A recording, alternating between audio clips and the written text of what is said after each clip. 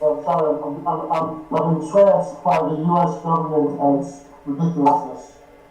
Oh So I have yeah. to turn that off. Yeah, I am blessed with not be caring about any politics other than seeing what are innovation, what are advancement in fintech regulation. I care about what SEC has to say, basically. As far as what they're doing, the rest I definitely don't participate, and it feels good. I feel like every time I look into there, I'm like, whoa, can't be, can't do that. Yeah, because it just doesn't stop. The world then becomes, yeah. It's ridiculous. Yeah, it's a theater. It's definitely a theater that has a lot of emotional attachment to. So, but we'll such a pleasure to talk to you. And we were on BCTV and David Johnston. So you guys work together. I didn't realize that. David is my partner. Yeah, he is your partner, but not in Yeoman's Capital. No, my company is Cal Capital, and Cal Capital and Yeomans have partnered to create a business that's going to be focused around Bitcoin mining and investing in platforms, protocols, exchanges, and wallets in digital ledger space. Yeah, basically the infrastructure.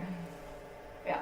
Well, all the tools that are going to be necessary, if you assume there's going to be a digital economy that's based on cryptography and distributed ledger, all the tools that need to come into existence in order to support that, that economy. And so we're going to invest in layer 1, layer 2, and layer 3. Okay. Well, sounds good. So I'll just do countdown, and I'll introduce you real quick, and we'll start the conversation. And about do you need to? What time do you need to go? How long? We have 30 minutes, but we can. 30 minutes is perfect. Okay. All right. Perfect. Yes. So I'm counting. Hold on. Do you want to change? Okay. 3, 2, 1. Welcome, James. It's such a pleasure to meet you and to see you. And well, let me redo this because we met before. I'm looking behind the screen. It's been so long since I traveled. I need to travel. I'm going to Puerto Rico, by the way, for a week. So that's going to be nice to see all the boys. And we need more girls in crypto space. It's all boys. Yeah. David wanted to come to Austin, but I'm hoping for luck, and I didn't want to take 2 airplanes to go to through 3 airports. Yeah. To get down. So not yet. Yeah. It's everything is almost behind us. So if you were holding on for so long, there's no reason to. So, but anyway, 3, 2, 1. Welcome, James. It's such a pleasure to have you as a speaker here at ARA. Unfortunately, you were not able to travel, and so there's a flying over here, so don't mind me. But it's such a pleasure to have you here virtually, and thank you so much for taking your time, and thank you so much for sharing your time, your knowledge, and what you do. You're really a big force behind the kind of a legacy of decentralization, which I really appreciate. When we shared the panel on BCTV, I really like that you went down and as we're talking about innovations of capital markets and payments and all these things, you said, look, guys, in the end of the day, we have to care about like this ethos and remember what this ethos and the systems that we build. And so you kind of. To me, when I look at you now, it's that aspect of, okay, let's remember why we all started in this journey of being active contributors in the crypto world, and I really appreciate it. It's always nice to have somebody who reminds you about that, because sometimes we forget about those things. So thank you, James, and I hope that in April, when our next ARA is going to be happening in Texas, things will stabilize well enough for you to travel, because I do know you will love our space, and I'm sure you're ready for some in-person networking. But until then, technology has been serving us very well indeed. And so my first question for you would be, why did you transition into doing what you're doing for crypto? Why did you choose crypto, and why did you start betting on crypto in a way to you started contributing and working and dedicating yourself? Because a lot of people will just buy it and hold it, and they think they participate that way, but you contribute your time, you contribute your effort, you work with leaders to create networks with tools to make sure that our dreams become true. So what was the point for you? Well, it's interesting. So I've always focused on emerging markets, on blue ocean opportunities that represent changes, and been fascinated by how people participate in those changes. And so, originally I worked in Latin America and Asia, where I was helping to give access to opportunities to U.S. investors and global investors in these emerging markets where it was hard to have access. And when I started to travel and to see these other countries, China, Latin America, Russia, Thailand, where I was working, I was always fascinated not by how different they were, but by how similar everything was. And so while everyone was talking about the differences, it always seemed to me that the polarization I felt there was always about how it all came down to the same needs and the same realities.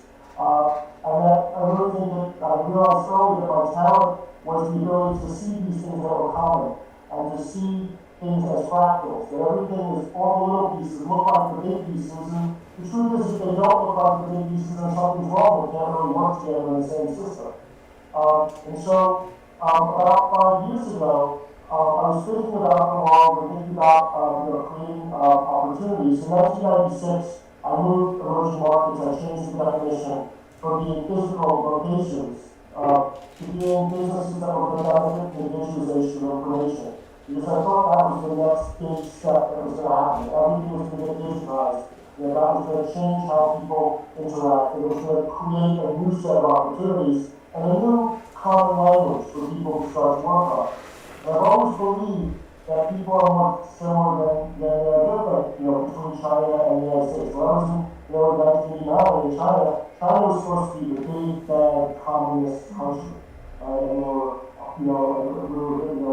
the conflict and war between the United States and China was inevitable, and that there was economic warfare, there was political differences. When I got over there, the Chinese people were the most entrepreneurial people I ever met. Right? And the same thing happened when I was in Latin America, and we were supposed to be socialists. I thought these guys were the most amazing businessmen. They could do business in Latin America in an environment where there's a 1,000% inflation a week, where if people spend the first half of their day collecting cash in wheelbarrows and not collecting money in the afternoon and bringing that wheelbarrow to the bank so it wouldn't lose value to be able to run a business. I'm saying to myself, if you can do business in that environment, imagine what you can do in New York with a bank account and a credit card.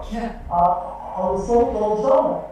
So I started to look at the digitized world, and I worked on that for the last 25 years.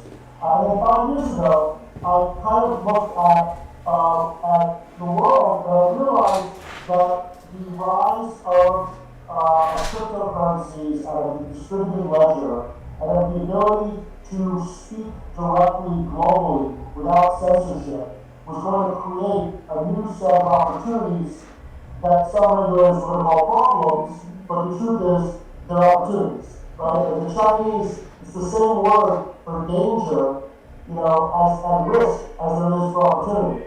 So those moments of change are opportunities for people, and while they may represent a loss of power for some groups, in this case centralized authority, it represents a huge opportunity for humanity to start to grow and to get to the next type of society, the next type of political relationship.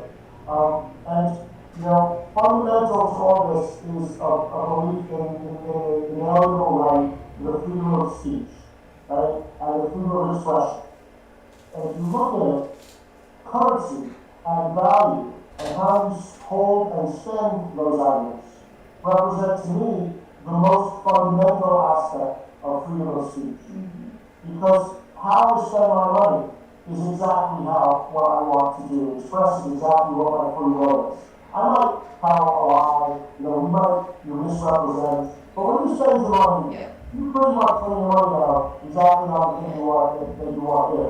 When you want to talk about honestly what you want to do, that's another matter.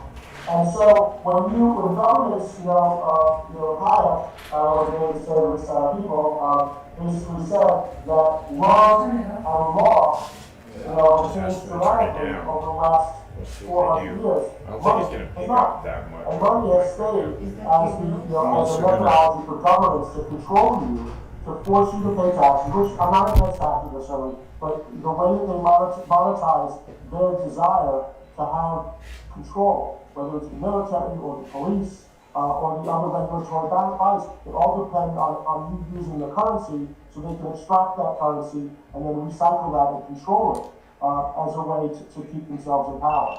And so when I looked at cryptocurrency and distributed ledger and the impact of cryptography on free speech, I said to myself, wow, I don't think the centralized governments have a chance.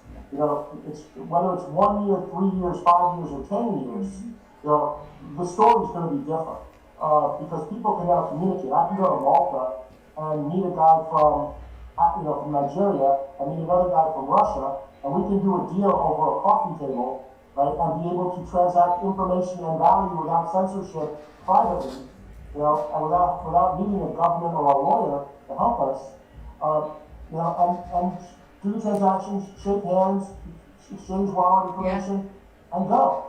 And that's a new world. So that 5 years ago, I saw there's the opportunity, and I said to myself, this is what I have to do. This is why, this is a great time to be alive. So I got rid of all my clients, I changed all my business, and I just basically got a wallet, lost my first few pieces of Bitcoins because I had no idea what I was doing.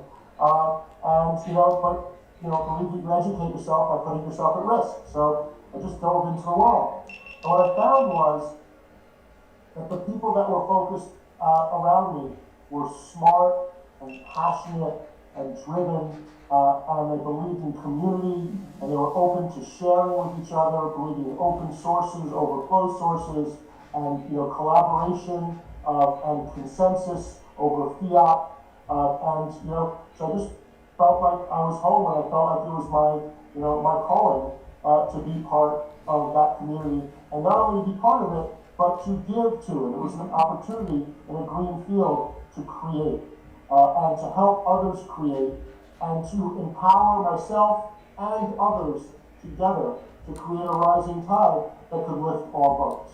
That was the story. It's interesting that you said that as the tide rises, all boats do.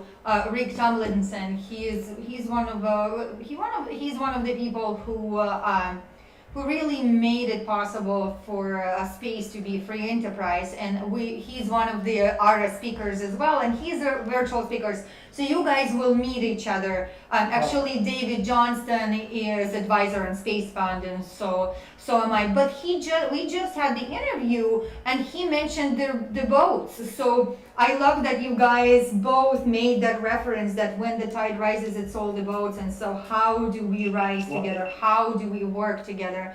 It's amazing. And what a journey it is for you in 5 years to come and shift. So I mean, this is a dramatic shift. And look, to viewers, I want to clarify this, that the crypto world now and crypto world back then was completely different. I mean, now we have clarity on what Bitcoin is and what securities are, and we understand. I mean, there's a utility token, there's regulatory infrastructures all over the world, right? Back then, we were still wondering whether Bitcoin is going to be illegal, right? That was the biggest question we tried to overcome, whether that's still a question to some people. Right. But overall, overall, this is a great industry. It's an industry now. It's a global industry. And when you started, I'm sure many people thought that you just, well, how do I say it? Maybe gone crazy a little bit. Well, it's funny, but when I formed Cal Capital in 1996, so 25 years ago, I formed it to redefine what I thought, emerging markets were, where I thought the growth was. I defined it as a business that was going to work with businesses that were going to benefit from the digitization of information. And back then, all my friends and all my advisors and relatives, they all said, "You're crazy, just go back to Bear Stearns, you can run that place," right? And I said, this is what I want to do. This is what excites me is change and being on the cutting edge. And I want to be part. I want to be part of, a material part of that change. So back then everyone said, "You're crazy. That's not a business focusing on digitization of information." And now everyone says, "You're crazy. That's every business." Yeah. So, getting from there to here was the journey. It was the fun. It was the education. But you're right. It's been a change in the world. But I strongly believe that it's important that every individual is true to themselves, right? And that everyone's different. Everyone has different passions, and if you can stick to those things that you're most passionate about, and those things that really excite you, and that you look forward to approaching, and that you're willing to take the time to deal with the roadblocks because it's important to you and you feel it, in your core, that those are the people that make the changes in the world. I've always looked at, when I did investing, I've always looked at the people who are coming to me, and not because I think, the cliche that the people are the most important, but what I'm looking for, I don't believe, you don't really know what you're going after. You don't really know what the future is. It's kind of like the Steve Jobs connect the dots, and then all of a sudden it turns into a beautiful pointless painting later, right? But you don't know what it is when you put the first few dots down. And so what I believe is the people who have passion, the people who would do what they're doing without getting paid, the people who would work 24 hours because this is what they want to do, and this is what they're going to do no matter what you say and no matter what happens, that they're going to keep on their own. Those are the guys who you don't want to compete against because they're not worried about what's for dinner. They're not worried about taking a vacation, right? They're not worried about all these other, material things. They're just going to keep doing what they're doing, and if you have other interests and you're distracted by other things, they're going to eat your lunch, right? And they're not necessarily going to set out with, so what I learned in investing is that I've invested in 2 unicorns as the first investment.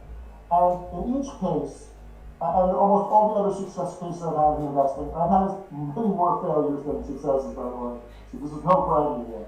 But what I learned is what gets pitched to me is never what ends up being a huge success, right? What's successful is that these people are like those toys that bounce against the wall until they find a hole, right? And what happens is problem, really big problem that I can't get if I learn, try to fix that problem, and then they realize, wait a minute, we're not the only one with that problem. And then solving that problem becomes bigger than whatever they said. They forget what they set out to do originally, because now they have the solution to a real problem, right? And that becomes the unicorn. And so, I just think that if I looked at other people, and obviously no one takes their own advice, and only a lawyer who represents himself as a fool for a client. So of course you don't listen to yourself, and of course you have all these reasons why you're different or why you don't see it. But I've been good every 5 or 6 years or so at reinventing myself based on where I want to be, who I want to be, and what I want to be doing. And that comes down to not wanting to be in offices wearing a tie, which is why I left big banks, right? There's supposed to be a bigger reason than that. My mom was really upset when I told her I was a managing director at 30, and I was quitting because I really didn't want to wear a tie anymore, and I couldn't stand those meetings, right? And she said, well, she wished there was a little more to my logic, but there really wasn't. What I realized, which is funny, is that in every meeting I was at, there was one guy who wasn't wearing a tie, who was wearing jeans and a shirt, who was the entrepreneur, who was the reason everyone else was there. And so I started to equate the guys wearing the tie, not with being the sharp Wall Street guy who was in control, but I actually looked at that guy as the galley slave, right? He had to wear a tie that's choking his throat, and wearing a constricting suit to look like everyone else so that he could be accepted in a role because he needed other people to accept him. Yeah. Like I said, I don't want to be that guy. I want to be the guy in the white shirt. So I didn't know what that meant. I was 30 years old and dumb. Honestly, I think that you find the things that you're passionate about, and you try. And I've just been, you can try and call yourself all kinds of things. I've been lucky, but lucky isn't something that happens to random people. Lucky is something that happens to people that take a chance, that put themselves in the right place at the right time, that do all the homework that nobody else sees. All of a sudden, that's the lucky person. Truth is, there's a lot of work and blood. Yes. There's a saying by Gary Player that gets attributed to a million other people, which is the harder he works, the luckier he gets. Yeah. And that's what I believe. Yeah. Yeah, it's interesting. I can definitely relate to it. It's interesting to be in a current reality for evolution of financial technology, and that now crypto and blockchain is becoming a very crucial part of what the future is going to look like for even capital markets, right? For the way we do business globally, and what the transfer even of value means. And it's often people ask me, how did I get lucky? And I did not get lucky. I made a decision, and unpopular decision, and there are a lot of mistakes that's been learned along the way. But that's how now we know. That's why the reason we have the infrastructure that we have right now is because you dedicated your time, you dedicated your money, you voted with your dollars, not to just invest, but also I took chances. Exactly. I lost money. I've been on the edge of broke so many times that, and my kids roll their eyes about it. And I've taught them that you just keep bouncing along. It's just like sports, right? My son was a great soccer player, but when he was young, he was smaller. And when the other kids realized he was good, they used to knock him down all the time. And he would get off the field upset with the ref, and upset with the other players, and upset with everybody. And I said to him, listen, if you're going to complain to me like this, I'm not coming to your games, because this is really boring, right? I said, if they knock you down, it's because they're jealous and they're worried, and you have them scared. I said, get up before they do. Don't look at them, score a goal, and on the way back to the middle of the field, you can say anything you want to that guy. Yeah. Right? Celebrate, yeah. And that's the way I look at the world. Yeah. Things happen to me, people don't do what they're supposed to do, whatever. You know what? I don't have time. You just keep going until you get to where you want to get. When you get there, you can turn around and smile at anyone you want to smile at. Yeah. Absolutely. I mean, it makes me think about Gary Fowler. He's also another speaker on ARA. So you'll meet him hopefully in April if again things normalize. But I do believe that they will. So somebody has to state it to universe. So I've been restating that a lot. So, but his venture capital is GSD, and it's a get shit done. And I met Gary on with CTV, that's right. So and it makes me think of what you said about Gary. Get shit done. Things need to get done. You get them done. You co-create together. Yes, you rely on others to get things done. But if it doesn't happen, that's okay. Just get up, take that step, and sometimes you're going to succeed, sometimes you don't. And it's interesting what you said about when investing in a business, you realize and you understand that most likely the chances are it's not going to be the business that's going to end up being successful at that function. That often you need to have that ability to pivot and adapt and adaptivity. And the team, and adaptivity of the team and ability of a team to adapt, I believe is one of the kind of a strong indicators of the possible success. And that's why, why Incubator says we invest in we invest in founders, not the businesses, because business changes. It all changes. We always do. And But I'll tell you something funny. So I've always said about the team, blah, blah. But the reality is, the interesting thing is, that the most important indicator for success of venture investing is not the teams, it's not the subjects, it's not your financial structure, it's when did you invest. You know, just about talking about the rising tide lifting, the rising tide lifting all boats, it turns out, if you look back at when most of the returns are made in early stage investing, they very highly correlate to what year and what period, what cycle you invested at. interesting. So that's another reason why, when you become lucky is by just keep banging your head against the wall. Yeah. Because what you need to do is invest in every year, and then you'll realize 5 years later that one of those years was a really good year to invest. Yeah, right? absolutely. So that's another thing you learn with age. We all love to think that we make a difference and that we're so important and all of our impact. And the truth is, if you look back at some Russian philosophy, the Russian great novelists, right? The times make the man. Yeah. And so, the opportunities that you're in and the context you're in are all driven by when you're alive and where you are. And so, yes, you compete once you're there, but you have to be humble and recognize that you're within a much bigger context than yourself. And at the end of the day, you're probably not a relevant person. Even to the extent that you're Donald Trump, you're probably still not a relevant person. Yeah. Interesting. Thank you for reminding that the importance of the natural cycles. It really is something that is present and important to keep in mind on. It's almost a mindful approach in that consistency to keep pedaling. When you were talking, when you were saying that, right away a picture of surfing came to my mind.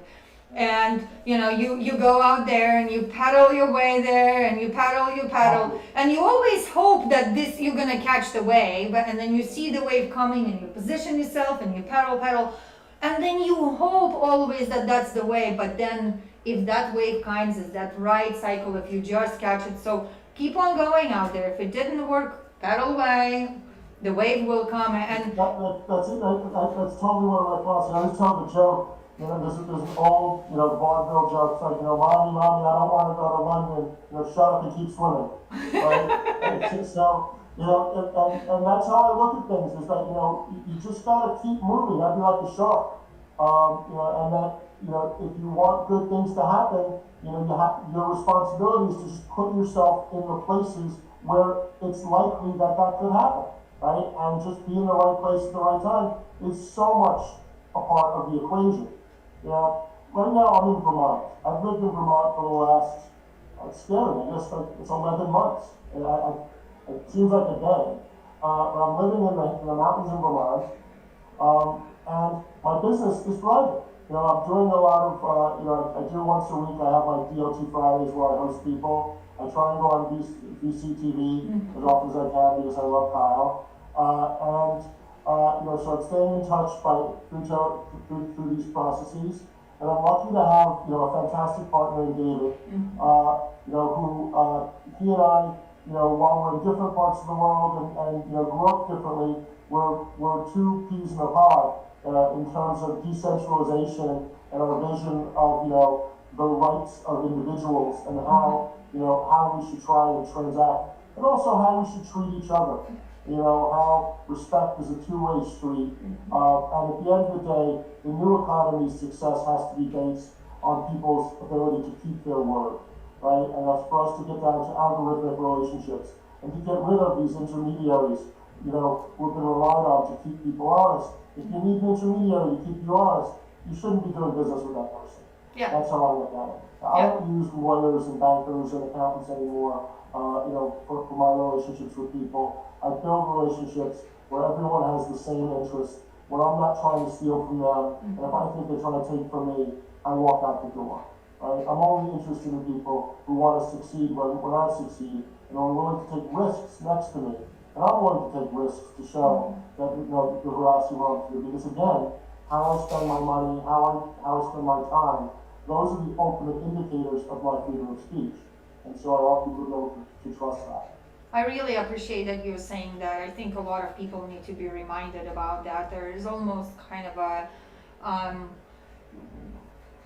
a thought out there that money is evil, and on its own it's not. I really think that we must, in order to do good, we must be driven to make more and to share it and spend it in the way that really represents who we are and what our values are, and build a stronger network and empower those people that share those values. So I really appreciate, I just, your attitude toward life, toward an investment, and toward living is just so great. It's so enlightening and pleasant to know. And I really appreciate too that you're able to do and to stay productive and still stay in Vermont. Where, by the way, that's where you guys have that delicious cheese, right? Is that's okay? Okay. Cheddar cheese. Yes. Yeah. So there's more cows than people in Vermont. Oh wow. Okay. Okay. So they have to find something to do with the milk. Yeah. Yeah. Well, we just got a milking cow. So I live in Austin, Texas, and we live in this little zone that's its own city inside the Austin, and you're allowed to have farm animals there. And so as everything shut down, we have 2.5 acres. My husband was like, we have the chicken coop.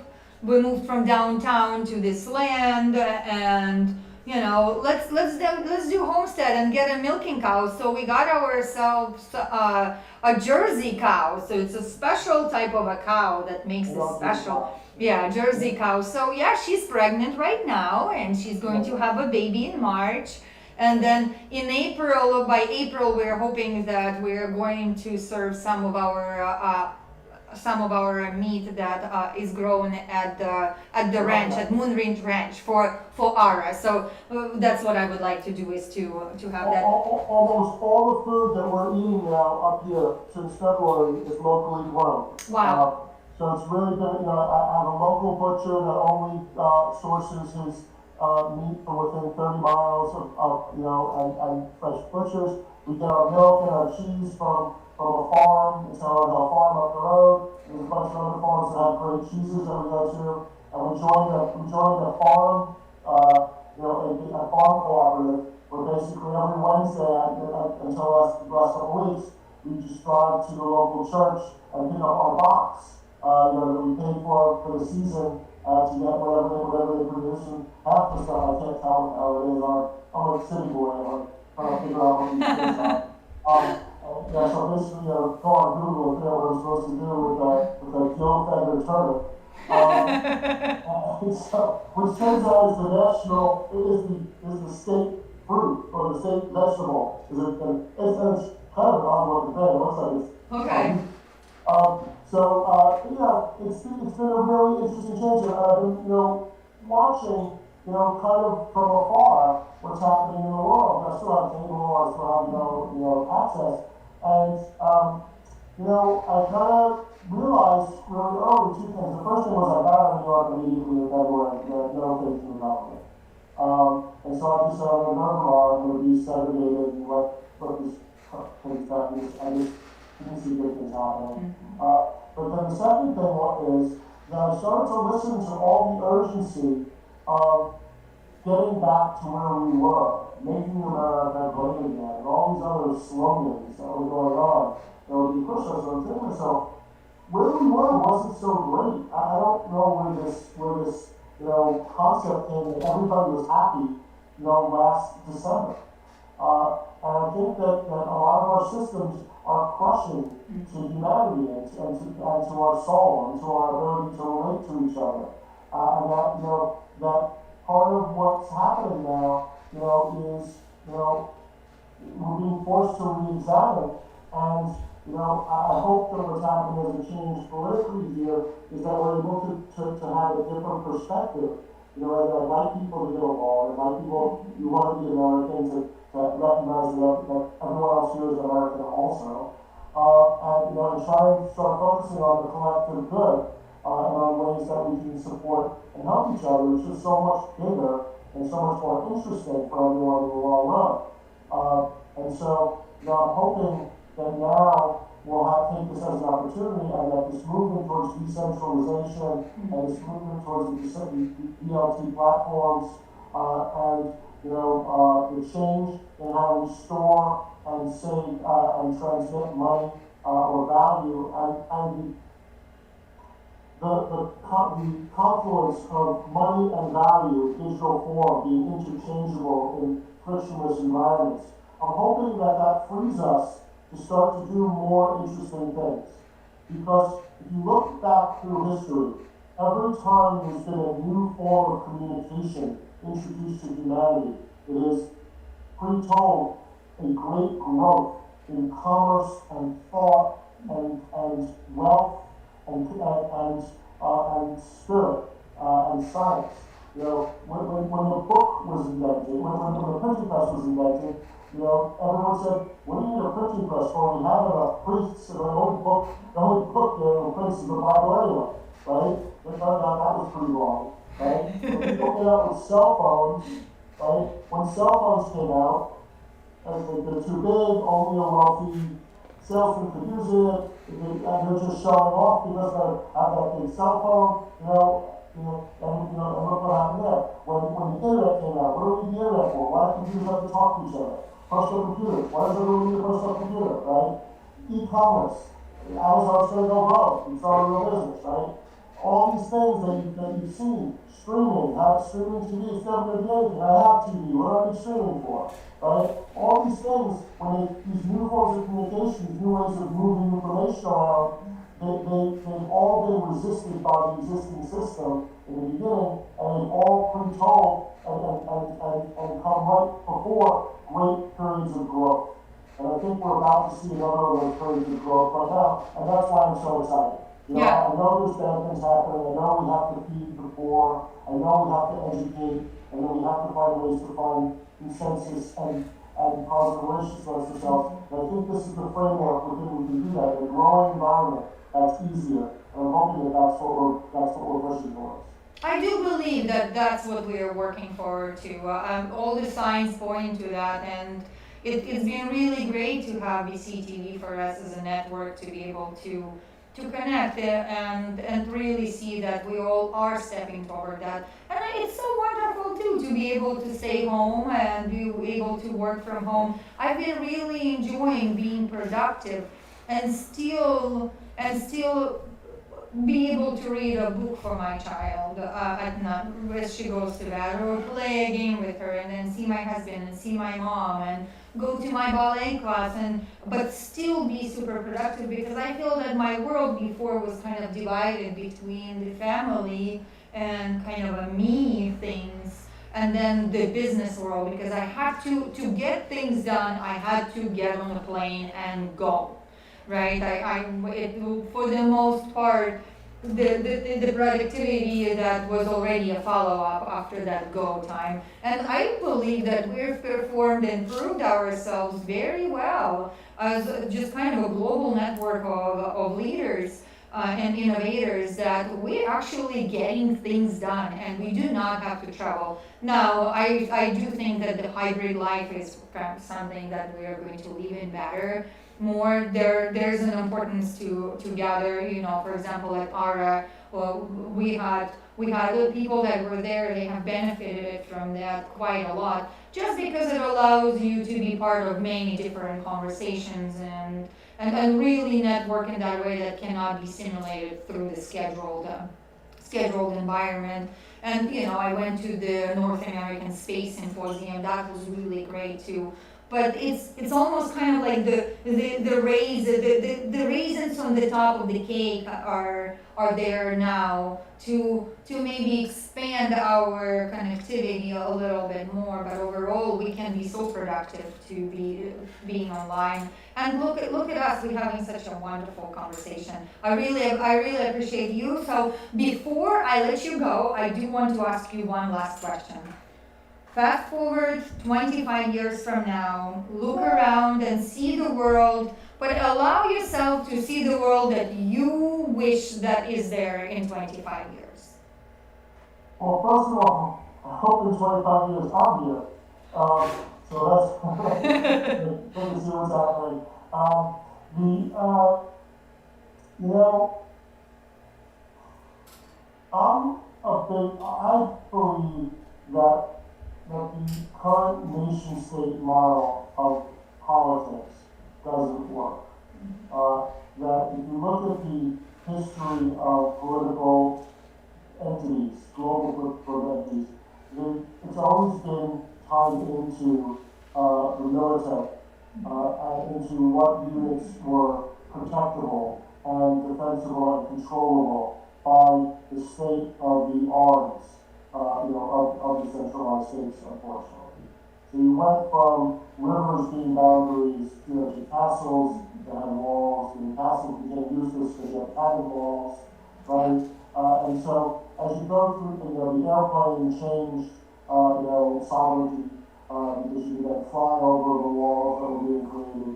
And then nuclear weapons came in and changed everything again. You live in fear, even though you couldn't see people and didn't know where they were on the map, right? And now, computers have come in and are changing that, and communications. And now the latest piece is cryptography and the ability to communicate as you wish, without censorship. And so I think that we're stuck in a place right now, politically, that is reaching its end. And my fear is that these changes don't usually happen smoothly, and unfortunately are usually attached to periods of violence and friction. And so I worry about that. And I think we're seeing that in TV every day. We're looking at the transition of power here in the United States, where it was supposed to be a given that we have transitions in power, whether you like it or not, that are smooth. And it's turned into something which is, very close to the beginnings of what could be overt friction, if it's not already. And so I think that in 25 years, we'll be past this level of transition and change, that if we're not in the middle of it now, we're at the very early part of it. We're not at the end, right? And so, I don't say I worry, but, I do have an eye on to see what's happening here, right? It bothers me that too many people have guns in the United States. Whether you have a right to a gun or not, protect yourself, I don't want to have that debate. But I know I don't feel better when I go to the 7-Eleven and the guy is carrying a gun. I don't understand why you need a gun at 7-Eleven.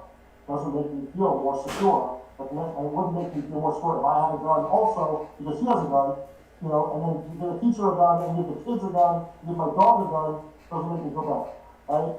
And so I think that in 25 years, that we'll be in a different place. I think that the challenge for us is, how do we get people to understand the value of having, common goals and common thoughts, and allowing for there to be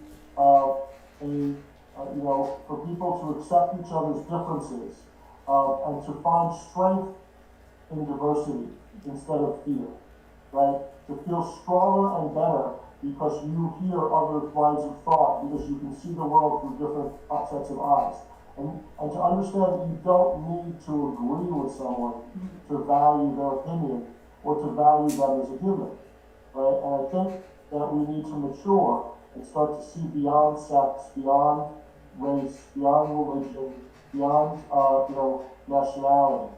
And we have to start to respect each other as human beings, and start to really make it a core part of our DNA in how we bring the people around us up, so that we don't have the huge disparities that we have. Because the danger in the world is explosive because of the difference between the two poles, whether it's rich or poor, or left or right, or Jewish or Arab, Islamic, or whatever you go into. That the poles are too different and too defined right now, and they're not allowing there to be open, free discourse and learning and education and appreciation for each other. And I really do believe that I don't want everyone to be like me. That would be the most. I think I'm boring as hell, and I would hate to sit around five people who are as boring as I am. I love people who disagree with me. I love people who are different than me. I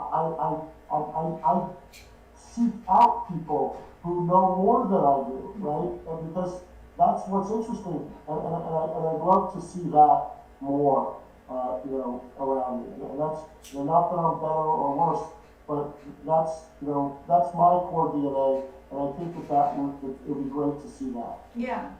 It's our uniqueness is so special and it's so wonderful. And I think that the beauty of you is that you are exactly who you are, and all the things that you can do great are wonderful, and all the things that you can't do, there is somebody else out there that can do them in the most amazing way, and they will love it. And I think that you're right. You're so right that it's our uniqueness is that what makes us different, and that's what makes us exciting, right? That's why we And that's connect. why I love Ara. I watched Ara from afar. I was sitting here, and there's very few places where I'd rather be. But I was watching the goats and everything else happen. I was thinking to myself, that looks fantastic. Yeah. So I really respect what you're doing, and your view and how you bring people together. David speaks very highly of you. Thank you. And really enjoys being part of your community. Thank you. And anything I can do to compliment or to support, I'd love to do. Thank you so much. I really appreciate it. And your time is appreciated, and your effort, and let's all work together toward your vision, because it is something that is important, and it's important for our children. Every time I think about the things that stimulate me and motivate me, it really is empowered by me being a model to my daughter. It really is. In the end of the day, it's such a simple thing, but after I became a mother, I thought I was a motivated woman until I became a mother, and then being the real model, be able to not just tell my child what and how, but really demonstrate ways you can be the ways I can be, allows her to then be the way she can be. And what's interesting thing? My kid empowers me all the time and surprises me with all kinds of with all kinds of ways to keep on pushing and saying, oh well, I think I just discovered a bias in my own self that I thought that I didn't have. But That's so funny. yeah. My kids are older than us. My boys are 24. Oh goodness. Yeah. And so it's very funny. First thing is, they're very politically correct and colorblind and everything blind, and I get it. And I think I'm so liberal and so whatever, and it's so interesting to listen to them educate me to my own biases and my own prejudices. That like I have a big thing about having populated a lot of conferences around security tokens and around distributed ledger. I insist that 50% of the people on the stage are always women and minorities, and I do that not because I want giving any do a favor for anyone. It's because I know that there are fantastic people there of every race, flavor, and color, and every other. And so just go out and find them. Stop, bellyaching. Yeah. And my younger son, was like, Dad, that's prejudicial. To pick someone just because they're a woman is just as bad as being prejudiced, And so I had to get this whole education from him about how my thinking of how I was being so good was so representing, the old school. And so, it's really, the kids teach you, and I've always coached and been did sports coaching and other types of sport for children, and worked with, the community of the younger communities around me, through mentoring and through coaching. And I've always learned, the big moment that changed it for me was when I realized that I was trying to impose myself on them, and that it really wasn't about me.